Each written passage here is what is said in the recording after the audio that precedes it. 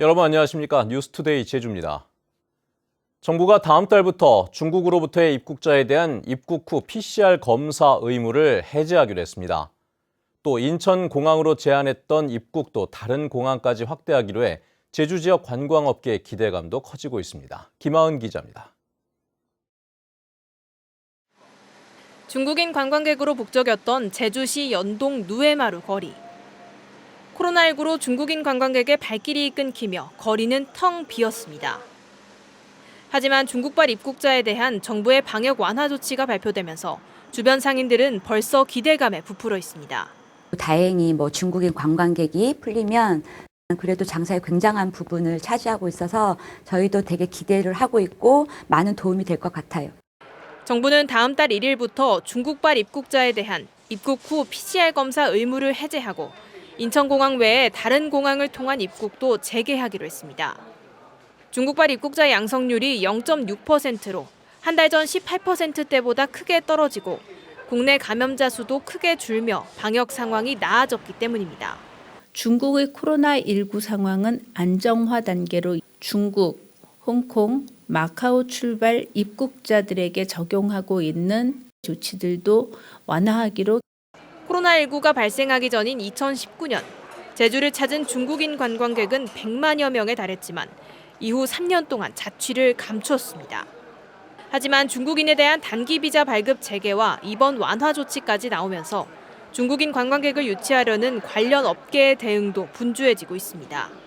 우리나라 정부에서의 중국인 제한 조건이 모두 해결되면서 관광업계에 숨통이 트이게 되었습니다. 다만 중국 정부의 단체 관광이 허용되면 그 회복세가 한 단계 더 빨리 진행될 것으로 기대하고 있습니다.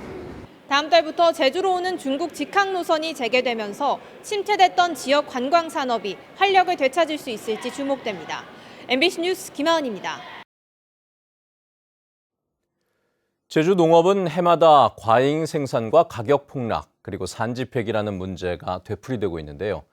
생산자 단체들이 모여 생산에서 유통까지 모든 단계에서 자율적으로 수급을 조절하는 통합 조직 설립이 전국 최초로 추진됩니다. 송원일 기자입니다. 잘 익은 당근밭을 트랙터가 갈아엎습니다. 풍년이 들어 값이 떨어지면 가격을 지탱하기 위해 반복적으로 벌어지는 일입니다. 한번 가격이 좋으면 다음 해 그 작물로 재배가 쏠리는 것도 되풀이되는 문제입니다. 제주 농업이 안고 있는 이런 구조적인 문제를 해결하기 위해 제주도가 전국 최초의 실험에 나섭니다. 작물별 생산자 단체들이 참여해 재배 면적과 출하량 조정, 산지 폐기 등 수급 조절을 자율적으로 결정하고 책임지는 농산물 수급 관리 연합회를 추진합니다. 이 농산물 수급 관리 연합회는 주체가 바뀌는 걸 얘기합니다. 생산자 단체가 중심이 돼서 농정을 이끌어가야 된다는 것을 이야기하는 것이고요. 제주도는 올해 관련 조례를 제정하고 수급관리연합회를 상반기에 출범시켜 감귤과 당근을 대상으로 시범 사업을 벌입니다. 내년부터는 월동무와 양배추, 브로콜리 등으로 확대하고 2026년에는 농수산 자조금법에 의한 법정기구로 권한을 강화합니다.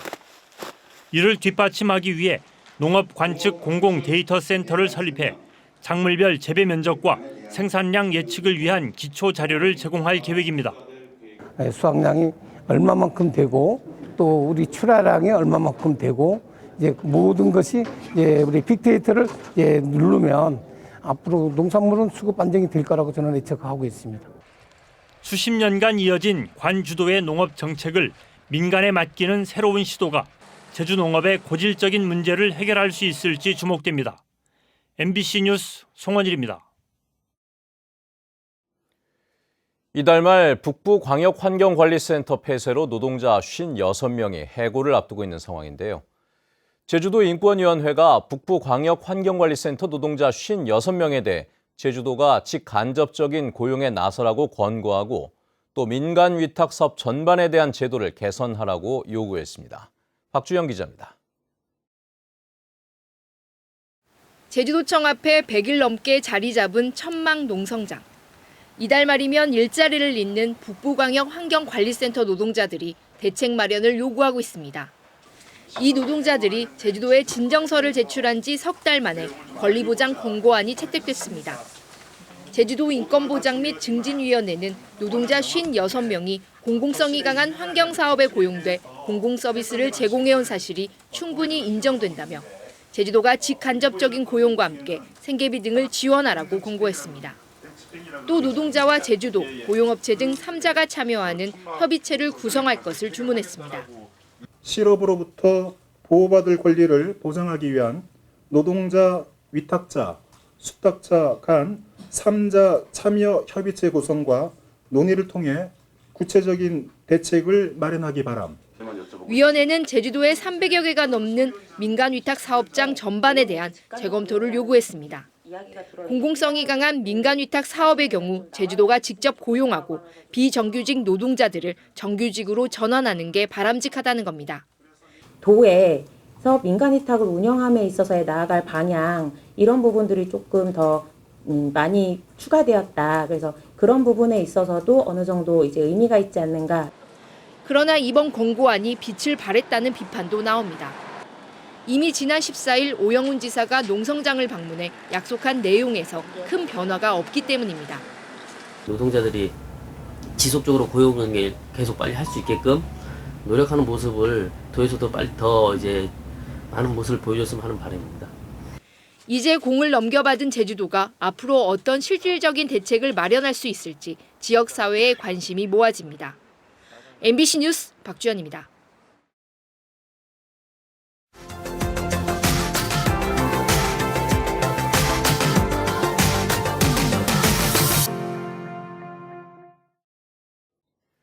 (2023) 순천만 국제정원 박람회 개막이 한 달여 앞으로 다가왔습니다.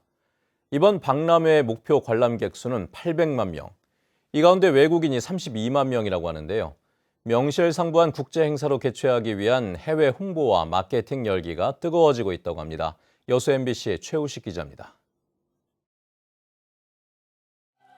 2023 순천만 국제정원 박람회는 우리 정부와 국제원예 생산자협회가 승인한 범국가적인 국제 행사로 전 세계인이 함께 즐길 수 있는 메가 이벤트를 지향하고 있습니다. 또 코로나19 여파로 수년 만에 열리는 장장 7개월간의 국제 행사라는 점에서 외국인 관람객 32만 명 목표 달성의 의미는 남다릅니다. 순천시와 조직위원회는 그동안 17개 나라 60개 도시가 참가하는 국가의 날과 시민의 날 행사 등 해외 방문객 유치에 주력해왔습니다. 국제원예 생산자협회와 적극 협력해 회원국들에 대한 홍보는 물론 회장단의 개막식 초청과 가을 총회 개최도 확정했습니다. 또 문체부 소속 외신지원센터와 외신기자협회 등을 통해 이미 정원 박람회 주요 이슈를 담은 보도자료는 세계 각국의 언론사에 배포되고 있습니다. 한국관광공사, 전남관광재단 등과도 한국방문회회와 전남방문회회 필수 관광 코스 연계를 위한 협업을 강화하고 정원 박람회 개최 도시나 여건이 비슷한 외국 도시를 직접 찾아가는 해외 홍보 활동도 전개할 계획입니다. 현재 네덜란드 등 17개국 참가, 독일 학생 2,000명, 태국, 베트남 6,000명이 전세기를 통해 방문할 계획입니다. 또한 독일에서 정원 박람회가 열리는 마나임 시를 방문해서 상호 교류와 홍보를 강화해 나갈 계획입니다. 최근 성황을 이뤘던 개막 50일 전 프레스데이 같은 주기적인 언론 브리핑과 팸 투어를 박람회 기간 내내 수시로 개최하는 방안도 구상 중입니다. 순천시 의회도 오는 27일부터 6박 9일 일정으로 덴마크와 스웨덴을 공식 방문해 탄소 중립 실천 우수 사례와 친환경 소각 시설 등을 견학하면서 정원 박람회 해외 홍보 활동에 힘을 보탠다는 계획입니다. 순천만 국제 정원 박람회 개막이 다가오면서 세계인의 축제를 만들기 위한 주최 측의 발걸음이 빨라지고 있습니다. MBC 뉴스 최우식입니다.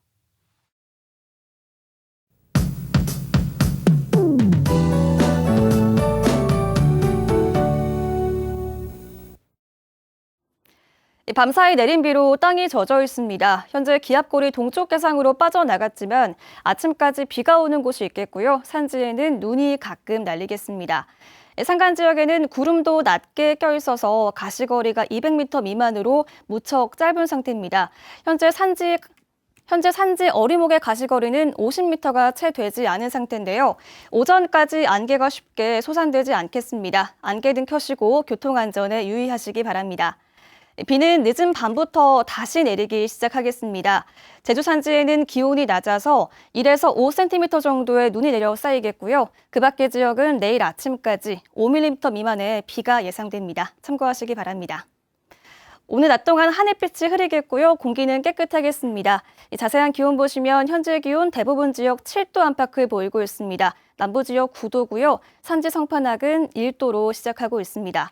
낮 최고 기온은 서부 지역 8도, 북부 지역 9도, 남부 지역 12도까지 오르겠습니다. 어제와 비슷하겠습니다. 도서 지역도 흐리기만 하겠고요. 오늘 새벽부터 비가 오는 곳이 있겠습니다. 바다의 물결은 제주 전해상에서 0.5에서 1m 안팎으로 잔잔하게 일겠습니다. 제주 남쪽 먼바다로는 내일 밤부터 바람이 강하게 불겠습니다. 주말에는 큰 추위 없이 맑은 날씨가 이어지겠고요. 3월이 다가오는 만큼 다음 주는 맑고 온화해지겠습니다. 기상정보였습니다. 제주시 재원아파트 재건축 사업이 소송전으로 번지고 있습니다. 제주시는 재원아파트 재건축 정비사업 조합설립추진위원회가 조합 설립을 위한 동의 절차를 진행하는 과정에서 건물 소유자의 정보를 누락하고 주민 열람 절차를 제대로 진행하지 않았다며 경찰에 고발했습니다. 추진위 측도 조합 설립에 동의하지 않는 상가연합회를 상대로 사업 대상지에서 제외해달라며 민사소송을 제기했습니다. 제주경찰청은 어린이와 노인, 여성과 장애인 등 치안 약자를 보호하기 위해 도내 47개 기관과 공동협의체 발대식을 열고 각 경찰서별로 범죄 발생 원인을 분석해 지원 대책을 마련하는 사회 안전망을 구축하기로 했습니다. 제주는 지난 말 기준 인구 10만 명당 아동학대 신고 전국 1위를 기록했고 가정 데이트 폭력과 스토킹 범죄는 각각 2위와 3위를 기록했습니다. 제주에 서식하는 노루가 적정 개체수에 미치지 못하는 것으로 나타났습니다. 제주도가 지난해 실시한 조사에 따르면 도내 야생 노루는 4,300여 마리로 재작년보다 100여 마리 늘었지만 적정 개체수인 6,100여 마리에는 미치지 못하는 것으로 나타났습니다. 노루는 농작물에 피해를 준다며 2013년 한시적인 유해 동물로 지정돼 포획이 허용되면서 3,800여 마리로 줄어 지난 2019년 유해 동물에서 해제됐습니다. 다음 달 8일 실시하는 제3회 전국 동시조합장 선거 후보자 등록 마감 결과 78명이 입후보에 평균 2.4대 1의 경쟁률을 보였습니다. 제주도 선관위에 따르면 제주시 지역은 40명, 서귀포시 지역은 38명이 등록했고 가장 많은 후보자가 등록한 조합은 안덕농협 7명이었습니다. 또 후보 1명이 등록해 무투표 당선되는 조합은 제주시 농협, 애월, 하귀, 남원농협과 제주시와 서귀포시 산림조합, 서귀포수협 등 7곳입니다. 여성 1명이 평생 낳을 것으로 예상되는 평균 출생아 수를 나타내는 합계 출산율이 역대 최저 기록을 다시 갈아치웠습니다. 통계청에 따르면 지난해 제주 지역 합계 출산율은 0.92명으로 재작년 0.95명에서 또 하락해 7년 연속 감소세를 이어갔습니다. 지난해 제주 지역 출생아 수는 3,600명으로 관련 통계가 작성된 1981년 이후 가장 적었고 사망자 수는 4,800명으로 역대 최대를 기록해 인구 1,200명이 자연 감소했습니다.